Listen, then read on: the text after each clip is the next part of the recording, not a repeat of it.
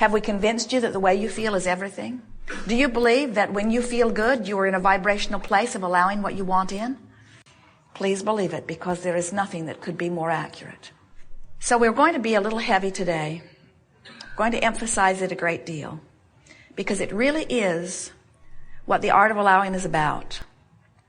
We want you to leave here, if not already really good at it, at least determined to get better at it, at being one who molds your energy.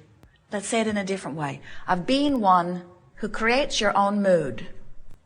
Because you understand that when you create a mood of joy, you're allowing everything that you've been asking for to come in. When you create a mood of love, you're allowing everything that you want to flow in. When you create a mood of expectancy, you're allowing everything you want. When you feel ornery, when you feel pessimistic, when you feel afraid, when you feel angry, even when you're frustrated and overwhelmed, those are indications that you've got your frequency set in a different place, and sincere, concentrated, deliberate molding is in order.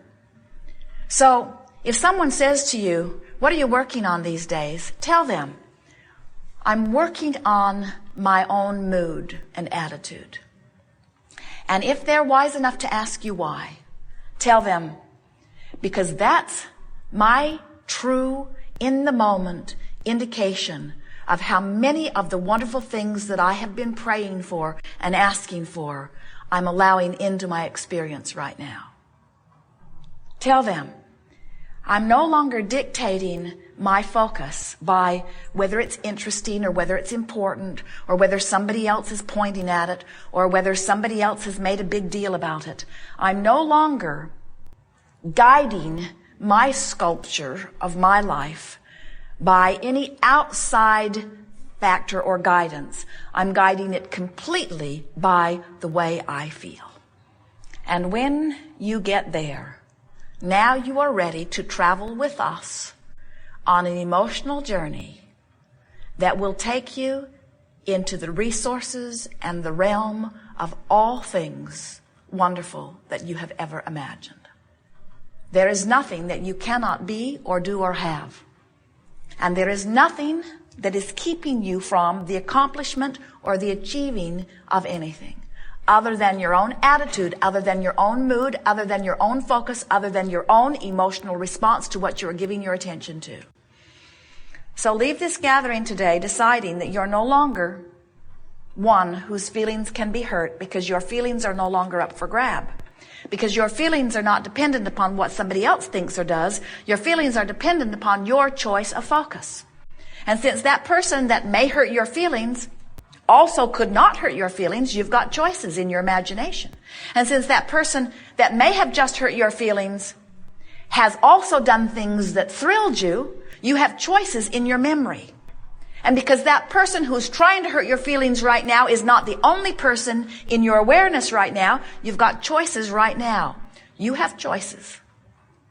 You don't want to be hanging out here in such a fragile position that someone that you care about could be disconnected, having a bad day, say something to you and hurt your feelings, and have them, who you can't control, wouldn't want to even if you could. Or speaking from your inner being point of view, of course.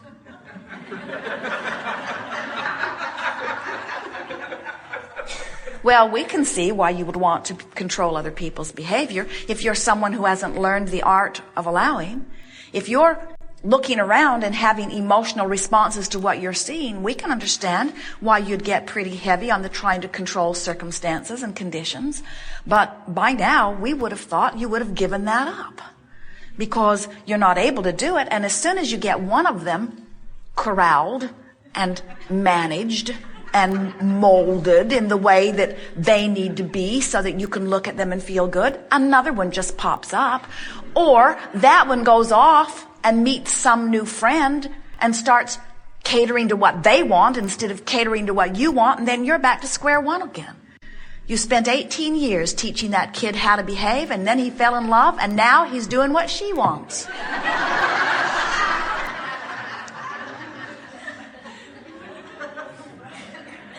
So if the way you feel is dependent upon controlling even one condition, you're in big trouble, because you can't manage to control those conditions, but you can manage with all of the possible things that you have that you could focus upon and think about and remember and ponder and muse and observe and imagine. With all of the things that you could focus upon, past, present, or future, certainly there are enough things that feel good when you do it that you can manage your own mood. And the art of allowing is nothing more than managing your mood. It's saying, I want to feel good, and when I do feel good, I'm in alignment with good things. Now, conceptually, that's really easy to understand, isn't it? But you've trained yourself to respond to so many things other than that, even though you were born with a guidance system, even though you were born with this incredible ability to assess in every moment your vibrational point of attraction. It is interesting to us when we see you not understanding today that a good feeling is a good thing, and that a bad feeling is not such a good thing. We want you to be willing to feel good on purpose for a little while and to watch the results of that deliberate offering of vibration.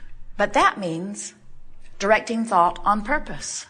And directing thought on purpose, you could tell us this, in fact you do often, is not as easy as we make it out to be. Because, and here's where we let you off the hook, but only briefly, so don't get used to it. Law of attraction says that which is likened to itself is drawn. So if you've been focusing by virtue of some circumstance or events that you've been living on something that's causing you to offer a particular vibration, we acknowledge that it is easier for you to find other thoughts that match that vibration than it is to find very different thoughts. In fact, we'll really let you off the hook by saying, but only briefly, so don't get used to it. We will really let you off the hook by saying, you actually cannot find thoughts that are very far from the thoughts that you are thinking. In other words, if you're depressed and some bright-eyed, bushy-tailed Abraham student comes to you and says, you know, you create your own reality, and you're supposed to feel good, and things can get better for you, all you have to do is cheer up. You're thinking, I do not create my own reality, or you'd be gone. It's just annoying to have someone all bright and happy and sure of themselves flapping in your face when you are in a place of not feeling good. We know that, but what we want you to understand is, unless you make an effort to feel better, and unless you accomplish feeling better, you have not shifted your vibration at all. And if you have not shifted your vibration, things cannot change. And dear hearts, there is not enough effort in the world to make the difference. You can't work hard enough. You can't work long enough. You can't gather enough other resources to you. You cannot buck the current of your own vibration. But unless you have convinced yourself that the way you feel is guidance, and that good is moving toward what is good, is that hard to understand? Well, it's hard to understand by many of you who have had many people who didn't want you to move toward your good. They wanted you to do what they thought would move them toward their good. So they said to you, never mind how you feel, do what you should do. And what you should do is what I say you should do. And so disregard your own guidance and pay attention to these rules that I have laid out for you. And oh boy, are there piles of rules. Each one offered from somebody else's vantage point, each one offered so that you can fulfill something that they need, because so many of them are still living a very conditional love. They want to feel good. They're well-meaning. They want to feel good, and they need you to behave in a certain way so that they can feel good. But do you hear the trap? So they need to feel good, so they set out rules, so you follow the rules so that they can feel good. But they can't get everybody to follow the rules, so they never really feel good. So they keep offering more rules, and you keep getting more lost because you are not using the guidance that you were born with to quantify your own journey. The emotional journey says, and this is where we're letting you off the hook again. The emotional journey says the choices that you have are not from despair all the way to bliss. You don't have that choice, not right now. You've got the choice from despair, more despair, less despair. You've got the choice from despair, more despair, less despair, less despair, despair, less despair, even less despair, even less despair, despair, even less despair, despair, even less despair, anger, anger, even less despair, anger, even less anger, anger, despair, anger, less anger, anger, less anger, less anger, frustration. And once you make it to frustration, all kinds of options open up. Because the vibrational difference between frustration and bliss is a smaller difference than the vibrational difference between despair and frustration. So once you make it all the way to frustration, simple. We think what's gone wrong for so many of you is, for whatever reason, you've been in despair or fear or anger, and someone well-meaning close to you says, you know, you create your own reality, or you're supposed to follow your bliss. And while those are wonderful words, if you are in despair, you cannot get a whiff of bliss. And when you try and fail, then you get confused. When you try to reach for a vibration that is not accessible, and law of attraction is your friend, but law of attraction is not going to bend the rules for you. And it's a good thing, friends. You really don't want to be able to set your radio dial on 630 and get what's being played on all other stations. It's nice that there are vibrational differences. You really don't want the confounding, confusing experience of being able to read all of the vibrations at once. Focusing is important to satisfaction as well as to creation. So when you make the decision that nothing is more important than that you feel good, but your mantra is not, I'm going to follow my bliss, but instead, I'm going to reach for the best feeling thought I have access to now. There's a difference, isn't there? So if you're in despair and you make it all the way to anger, don't you think that's reason for celebration? Now, those around you will not agree. They liked you better when you were depressed because you were in your room, you left them alone, and now you're angry, you're out in their face. And so there are all kinds of anger management seminars going on where they're trying to get you to stuff that anger back there in that safe place where they'll feel better. But we're wanting you to understand that if you are feeling despair and you manage to reach for the life-giving breath of fresh air that anger will bring you, and then you do the most important thing, you stop and you say, I did this on purpose. I deliberately reached for this thought and it feels better. Now you're on the way. And do you know why? We're going to give you something here that's going to explain all of this so clearly. It's going to settle into your being in a way, the likes of that which you have never felt before. Every emotion, all the way from despair, all of the way up to ecstasy, from complete connection to who you really are, all the way down to pinching yourself off pretty severely.